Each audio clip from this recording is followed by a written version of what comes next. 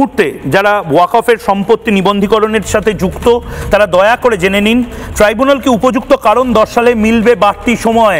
আবারও বলছি, ট্রাইব্যুনালকে উপযুক্ত কারণ দর্শালে মিলবে বাড়তি সময়। মুতাওয়ালি বা সম্পত্তির জিম্মাদারকে কারণ দেখাতে হবে।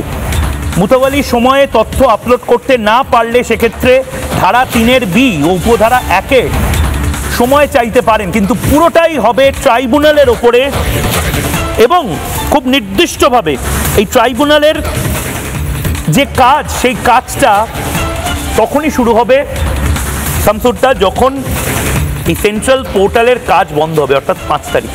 সুতরাং 5 তারিখের মধ্যে আপনাকে আপলোডের দায়িত্ব সব করতে হবে এবং মাত্র 55% কাজ হয়েছে শামসুদ্দা। আরেকটা ব্রেকিং নিউজ এই মুহূর্তে নিয়ে আমি আপনার কাছে পুরোটা আসছি। মাত্র 55% কাজ হয়েছে এই মুহূর্তে। আমাদের কাছে যা খবর আসছে, সূত্রের যে খবর আসছে, বাংলায় যে ওয়াকফ আপডেশনের কাজ সেটা মাত্র 55% হয়েছে। ওয়াকফ এস্টেটের 55% নথিভুক্তিকরণ সম্পন্ন হয়েছে।